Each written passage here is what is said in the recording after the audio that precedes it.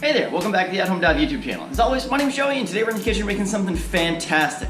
We all know Valentine's Day is coming up, so we're gonna make a red velvet cheesecake to really fall in tune with those seasonal colors. Also, this is a great dessert to have any other time of the year. So sit back, hit that subscribe button, and let's dive right in.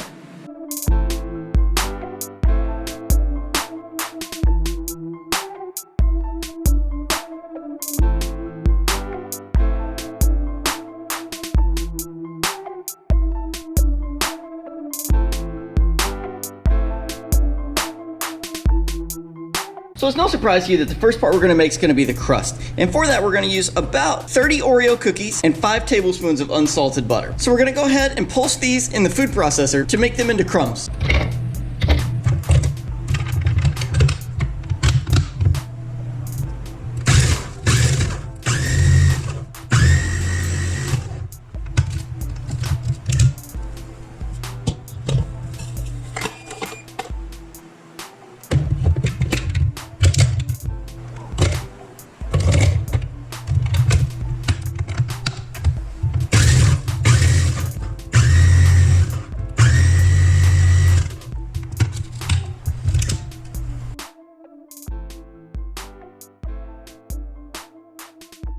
So as you can see, we have finely ground crumbs from our Oreo cookies, and these are ready to go. So we're gonna go ahead and add in the melted butter and then mix them together.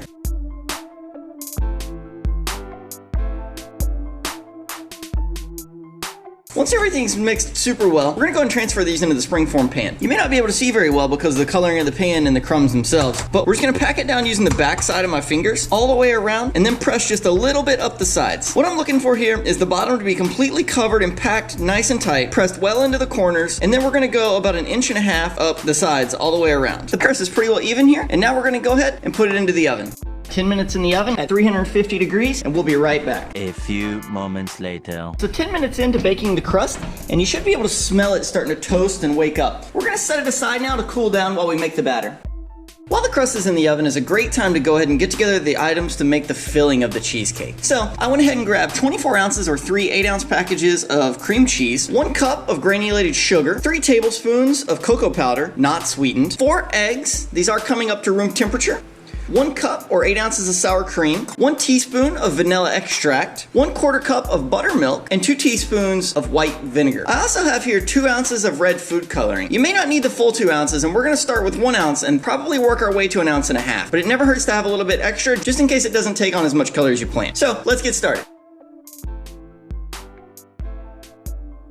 The first step in making the batter is we're gonna take the room temperature cream cheese, the sugar, and the cocoa powder, and we're gonna beat these together until they're nice and smooth and fluffy. Take your time with this and make sure they're actually nice and smooth.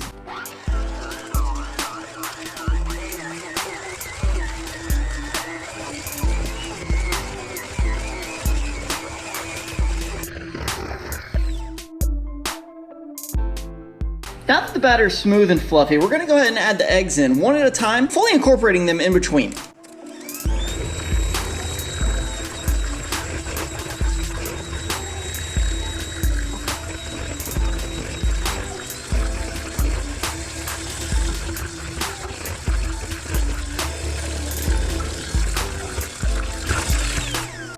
Now I'm gonna go ahead and rake down the sides just to make sure that we get all the pieces of cheese and things like that incorporated back into the mix. And I'm also gonna go ahead and add in the sour cream, the buttermilk, the vanilla extract, and the vinegar. Now I'm gonna mix these until fully incorporated. Now it's time to start adding in the food coloring. I'm gonna start with 1 ounce and then maybe add a little bit more if we need it along the way.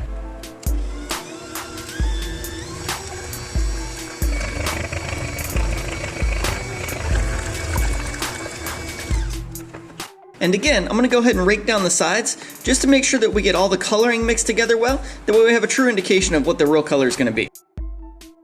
I'm also gonna go ahead and add maybe about another 1/3 ounce. So this is the batter for our cheesecake itself.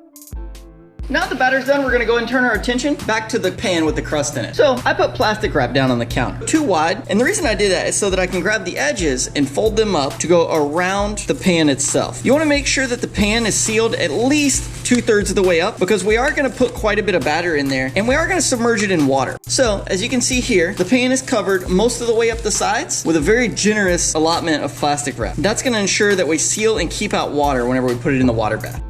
And of course, you guessed it, aluminum foil's next. So again, I have a piece of aluminum foil here that's covering the sides of the pan, and I'm gonna wrap it all the way around, covering all edges. With the excess aluminum foil, I tend to just roll it down. That way it doesn't cover the top of the cheesecake, but still we get that nice seal. So now as you can see, we have an aluminum foil wrapped pan all the way around and the bottom. And now we simply grab the batter and pour it right in. So now we're gonna take the cheesecake and we're gonna put it into a deeper roasting pan. This is where we're gonna put the water itself. But first we're gonna put this pan into the oven. I'm gonna go ahead and set this into the oven very carefully. So the oven is at 300 degrees, and I'm gonna put it on the bottom to middle shelf and make sure I leave room at the top so that I can pour the hot water into the pan with the cheesecake. So as you can see here, now I fill the water about halfway up the sides of the cheesecake. And so I'm gonna go ahead and slowly close the door. Now I'm gonna bake this at 300 degrees for the next hour and a half. All right, so the hour and a half has passed. And if you look in and bump your cheesecake pan, you'll notice that it wiggles just a little bit, but it doesn't jiggle all the way. So we are gonna call the cheesecake almost done, and we're gonna go ahead and turn the oven off. We're gonna let one more hour pass, and by then it'll be totally done. We've let this sit and hang out in the oven for about an hour now. Now I'm just gonna pick it up and remove it from the pan and set it up on the stovetop to cool down. Once I've gotten it out, I can go ahead and pull off the excess plastic wrap, and I can just set the entire thing over onto the counter. Now I'm gonna let this sit here and cool down for a couple of hours, and then I'll put it in the refrigerator. A little later. Now that the cake's had time to cool off, I'm gonna go ahead and put it in the refrigerator and let it set up the rest of the way. I like to let mine sit for 4 hours or overnight. The following day. All right, friends, we are back, and as you can see, we do have our cheesecake here. We're gonna go ahead and pop off the springform pan and see what the cheesecake itself looks like. All right, so as you can see here, we have a nice crust that is pushed up the sides some. It's not a full crust that thickness, and it's nice and even, and we have a beautiful red contrast there for the red velvet itself. So you can consider this totally done if you like, but we're actually gonna take this one step further, and we're gonna go ahead and make a light cream cheese icing to go on top. That way we can break the contrast of the black and red with some beautiful white and round out all the colors. So let's get started on that. So the cream cheese icing today, we're gonna make up of 4 ounces of cream cheese, 2 ounces of butter, 2 cups of confectioner sugar, and I'm gonna add in about a teaspoon of vanilla extract. To get started, I'm gonna take the cream cheese and the butter and the vanilla, and I'm gonna beat it on medium with a mixer.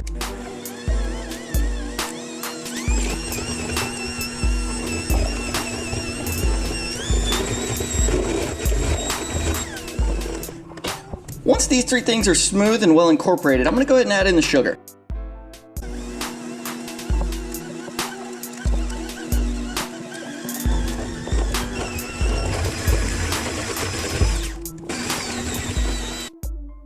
So that's all we need, and this is our complete cream cheese icing. Let's go ahead and put it on the cake. All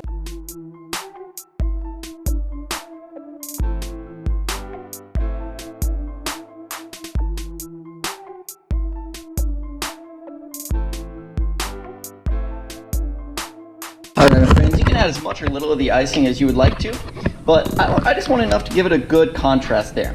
So as you can see, this is our complete red velvet cheesecake. This will be perfect for any special occasion, Valentine's Day, or even just a Saturday. All right, well that wraps us up on how to make red velvet cheesecake. Comment below and let me know how yours turns out. Thank you so much for watching. If you liked the video, be sure to subscribe and share it with your friends. Have a great day.